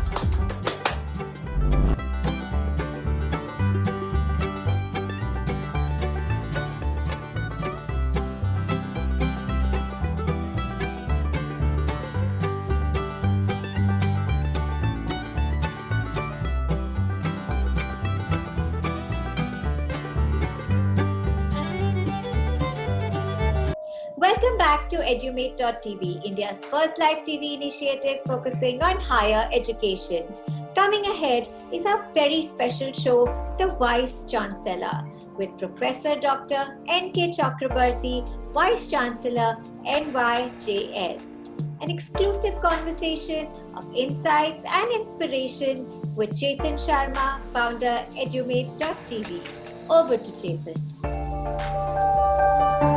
Hello and welcome to Edumate.tv. I'm Chetan Shah. We learn to live and live to learn in what has turned out to be an unprecedented pandemic, an unprecedented situation. With history being written across the geography of Mother Earth, and a minor virus has created a major catastrophe, making us reboot, reset, rethink, rewind before we rebuild a new future, a new normal. In the world of education, higher education, this has been headed by a post which requires a single trait of wisdom. Wisdom of the past emanating from experience and knowledge, and wisdom to be able to anticipate the future, to be able to understand the needs and be flexible, to embrace and evolve into the new normal. And it's that trait of wisdom which makes us and makes this program try to understand the Vice Chancellor. And today, the Vice Chancellor is Nirmal Chakrabarty, who's representing and heading one of the country's most prestigious institutions of law, the NUJS in Kolkata. What a pleasure to have you with us, Mr. Chakrabarty. And it is my pleasure to be with you and to share my thoughts. I am glad that with the help of my faculty members, with the help of my authorities, we are meeting the challenges very correct way and right directions. We are the first national law university in the country, completed our online examination in the April itself. We realize that the situation is coming where offline very soon may not be possible. So we are now facing the challenge for the intermediate first year to fourth year. So typically, you said it's it's taken you 30 years, and now you're looking at change. What has been the most radical change? What has been the most difficult change? Most difficult and new change is that we from our childhood and also as teacher, we also still now realize that classroom teaching is the best because they are touching the hearts of the students, looking into the faces of the students, teachers' interaction, teachers' impulsion that will work more. But now we are facing a time where students are not in the classroom, but we have to connect. And to connect that, we also started our classes from 1st of July for the new academic session. We are not waiting for the September as UGC envisaged. We can, but we thought it will be a wastage of time. And we also realize it is not exactly the substitute of the classroom teaching, but we are making it more likely by interaction with our faculty members. We devise that as much as possible we can go for even discussion in online, and to take the challenge how we can more connect by not only lecturing the whole 1 hour, at least every class some time to be some interaction. And it is not one-way traffic. The students be given time to have their questions. So this way we are trying to connect the students more, and that is the most difficult challenge. And another challenge is the examination also. We have in our device that some papers, compulsory paper 40% as our internal component and 50% in optional papers, elective papers.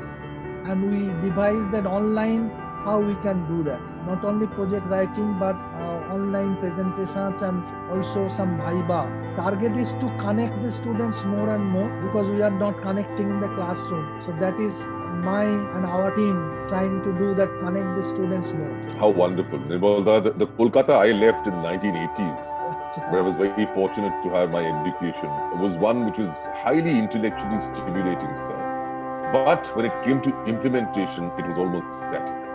And there was high resistance at every step. I'm so glad to see a radical change being brought out by educationists like yourself. And I salute you for that, sir. Now, talk to us about NUJS as an institute. It's the cream in terms of law. Tell us why. Speciality of NUJS is that we give more freedom of choice to the students in matters of learning. Here, for example, in our 4th year, 5th year, we have compulsory papers 3 and another 3 papers that is elective or optional to be selected from a basket of 12 subjects, sometimes more than 12 subjects. We have cluster of subjects in the business law area, in the corporate law areas, in the human rights law area, in the constitutional law areas, in the crime criminology areas, varied choices available, and that makes their individual aspirations, their individual choices a chance to develop. So that is reality on NUJs. Another is that our system of internship, we give 3 months internship as per our routine, and in spite of that, if a student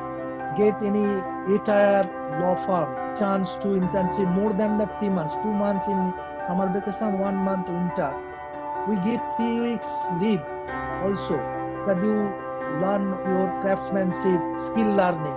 We give more importance on skill learning, and that's why the recruiters are coming to our institution, and we are happy. Even this year also we are 100% placement. The skill learning in a professional education like law is very, very important. I'm just so glad that you say that, particularly because one of the missions of Edumate.tv is employability. And you've just spoken so much about employability and about placement and about the relevance and the responsiveness of a new age teaching. So it's really praiseworthy, Nirmalda. Well, that having been said, you've also got to be a little, when I talk about relevance, you've got to even change courses. You've got to also look at what the market is going to need. And in an environment where we have no choice to become entirely digital connected. Of course, the digital divide is going to throw open a lot of challenges, but we have no choice. So, new career options, particularly in terms of cyber law and digital law, could be the new normal. What are you doing on that Yes, front? very, very pertinent question. In fact, we make from this new curriculum cyber law as a compulsory paper, which was previously optional. Realizing that the era we are entering, or we have entered already, and every student should have some fundamental knowledge about the cyber laws, and that's why we make cyber laws as compulsory papers in the LLB curriculum. And from the very first year, we have started research projects which make them a researcher in the e-resources, e-world. Wonderful. And we have 70% of our library resources devoted and allotted to our e-resources. Almost I can tell you, whatever e-resources available in the legal field, all we are subscribing, particularly e-resources on law. Also from this year, realizing the students should be in the home, we are now changing our purchase pattern of the library, that we are going for e-books rather than on hard copy in the sale, and we are circulating this to students. And we're also looking forward to the same thing happening in the real litigating world, where a lot of work happens online, because that's just going to magnify the output of an industry which has really been loaded by a huge backlog. You know, conventionally, I mean, I think Gandhiji did say that justice delayed is justice denied. And a large part of litigation in this country has been also the thwart and block and delay, law. That may very well change. And if that changes, even the education imparted to infuse efficiency has to be far more relevant and far more active. Have you given that a thought while you teach? Yes, because of this pending, it is not just a recent development. Even when I just entered into the teaching profession, and I am a researcher also, and now I think we have to think how we can use artificial intelligence in our justice system also. Absolutely. That will help us to reduce. We know that justice needs human mind, but we have to think other methods, other modes. Yes, and we have to be very efficient and very proactive in opening up several, cyber courts in this country, because you will see a huge log of litigation coming out there. So perhaps you have to think about this entire system of cyber law very differently in terms of of the legal ecosphere. Now, talk to us through several decisions have been taken by the government of late, and of course the government itself has been fledgling, because the unprecedented of the situation also means that their decisions will be somewhat delayed, somewhat ambiguous, even sometimes conflicting, particularly in what the center opines, the state opines, and even the Supreme Court opines. In an environment like that, there's a lot of confusion also that's been created. What is your legal opinion as to whatever you've heard in terms of announcements?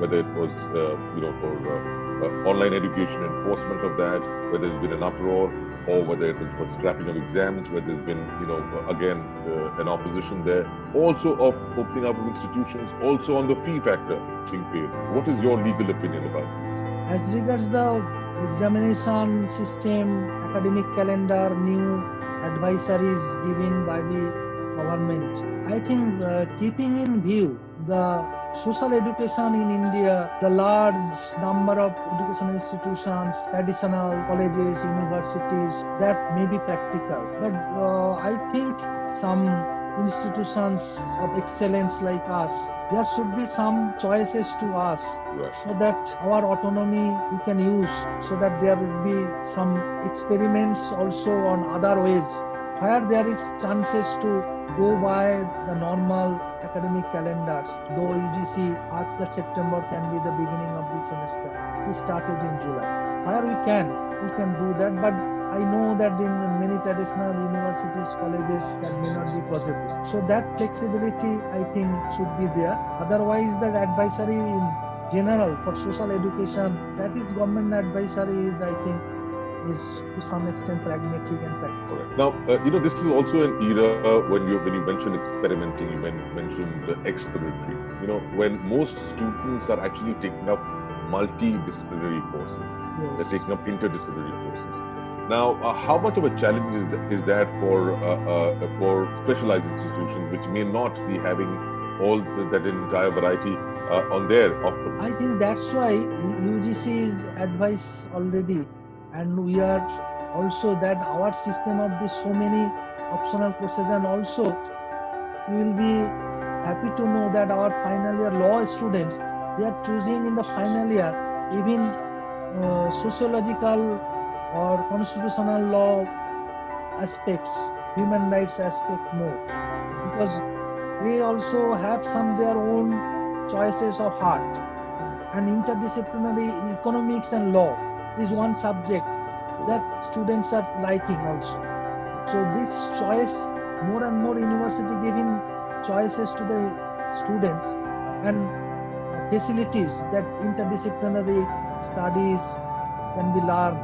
Teaching learning should be more and more multidisciplinary, interdisciplinary. It is at university policy and curriculum freedom that should be used. I'm just observing the conversation with you and how steadfast you are in your thinking, which is quite credible, and it's quite incredible as well. Because like us, all of us, the older we get, we tend to get more rigid in our views. But I'm so impressed by your flexibility, Nirmalda.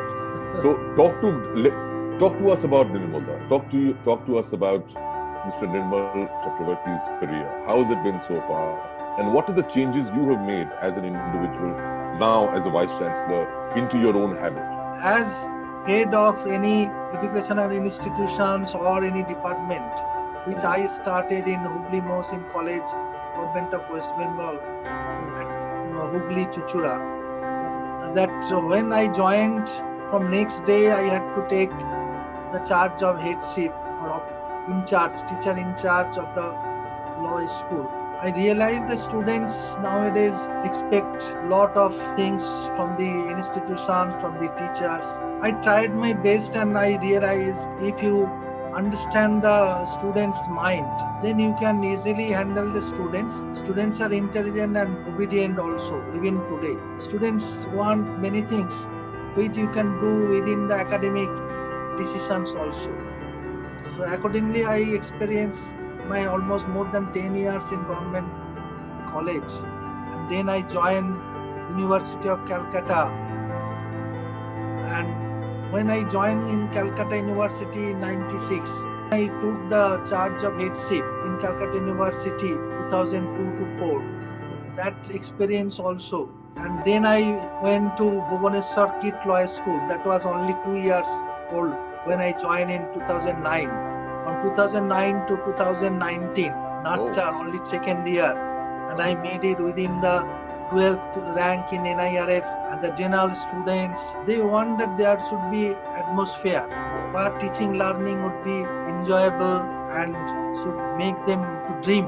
That the leader of any educational institution to understand what they are dreaming and let them to dream also. That also I have to encourage them. I brought Professor Menon also in my law school, and on his advice I make the learning also skill-based learning, skill-based curriculum that make the students engage more with professional skills. They enjoyed not only the teaching but also learning skills. The NUJS is a place where the students very much intelligent. They are also very much challenging. I sense a very high degree of introspection in you. And I also sense that you're a constant learner and a student yourself. Yeah. Just the way you want to learn from students and their needs and their current challenges. Just really quite incredible. Actually my inspiration of learning and development. Quite incredible, sir. You mentioned that the students challenge all the time these days. So tell me something.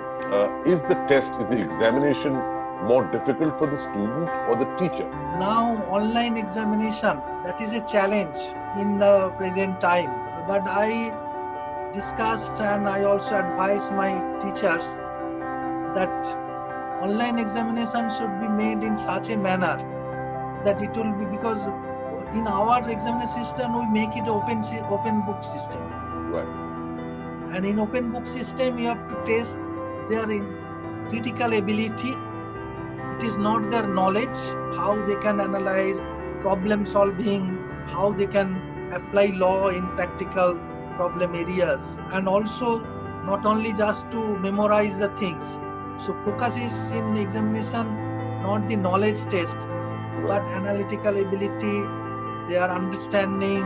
We have internal components. There we test their writing skills. You mentioned the word understanding, and that perhaps is one of the most difficult words in such a dynamic, uncertain and unprecedented atmosphere of COVID, where everybody is right now dealing with a high sense of apprehension and ambiguity.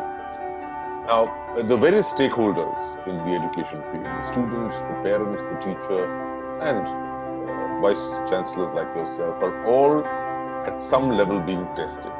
What would be your advice to each of these stakeholders in the education ecosphere? In the present era, the teachers, my colleagues, students, everyone having their distinct and separate demand from the head of the institution. Teachers want that they should be given autonomy and freedom in their work, and students also nowadays want some extra curriculum or outside class, some activities, for which in our NUJs there are a lot of students-led societies.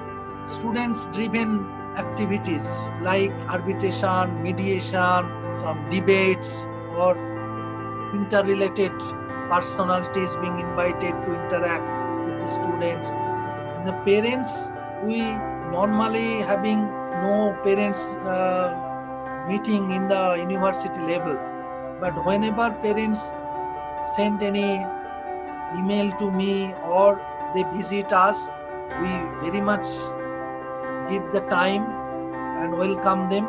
And my fellow Vice Chancellor, particularly we have a consortium of National Law School universities where we started sharing of our experience, knowledge, and we are now particularly in the online classes we are planning and we are discussing how we can exchange our experiences and also expertise.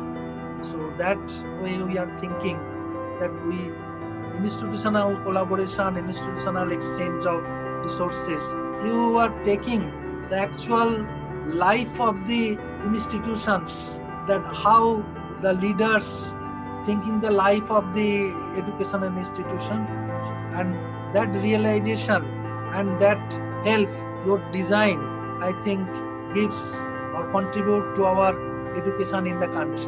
Quite insightful, extremely innovative, and most certainly inspiring. Thank you for being a wonderful and a very wise chancellor. Thank you for giving me opportunity.